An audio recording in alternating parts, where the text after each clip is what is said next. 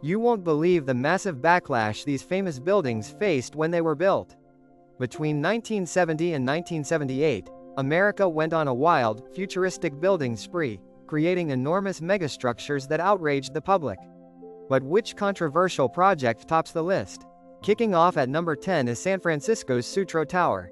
Completed in 1973, this towering, red and white metal prong was immediately despised by local residents. Critics called it a colossal eyesore that completely ruined the beautiful, historic city skyline. Despite the fierce protests and petitions to tear it down, the television transmission tower remained. Over the decades, public opinion slowly shifted, and this once-hated metal giant eventually became a beloved pop culture icon of the Bay Area. At number 9 is the Louisiana Superdome in New Orleans. When it opened in 1975, it was hailed as a modern architectural miracle. However, the project was plagued by intense controversy over its astronomical, ballooning construction costs. Taxpayers were furious as the budget skyrocketed to over $160 million. Despite the financial outrage, the massive indoor stadium revolutionized American sports and entertainment, forever changing how massive public venues were designed. Number 8 brings us to the Hirshhorn Museum in Washington 600, which opened in 1974. Positioned right on the National Mall, its radical, circular, concrete design sparked an absolute uproar among traditional architecture lovers in the capital. Critics harshly labeled it a concrete bunker and a giant architectural donut.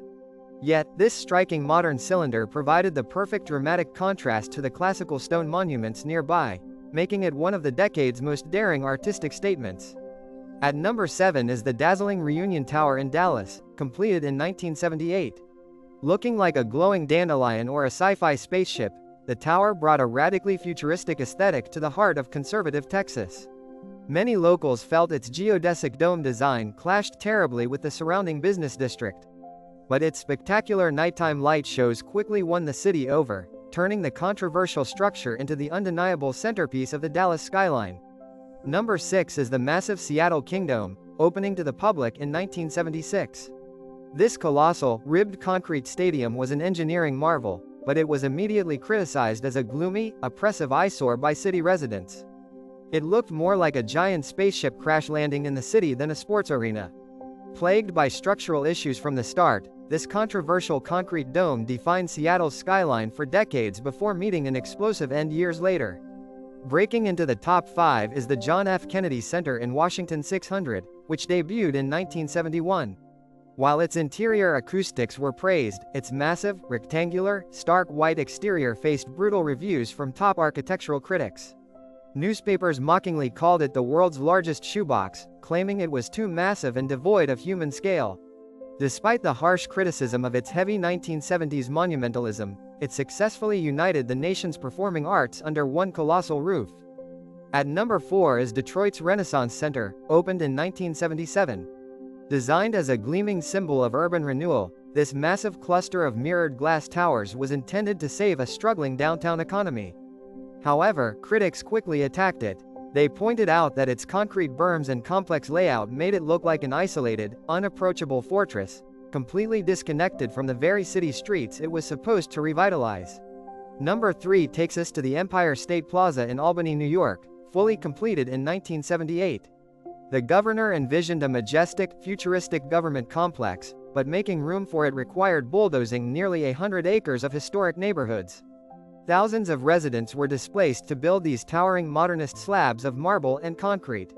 It remains one of the most controversial and highly debated urban renewal projects in American history, representing the absolute peak of 1970s monumental architecture.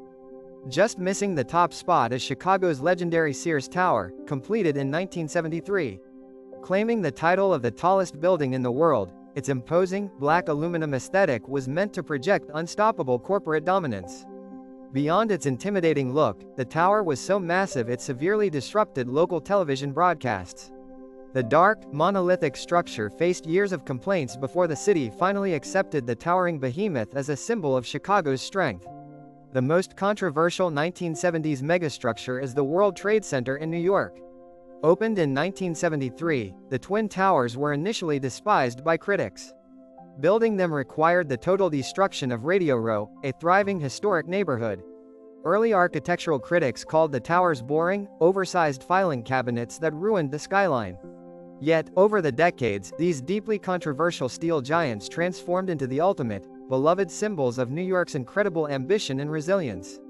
The 1970s was a fearless era for American architecture.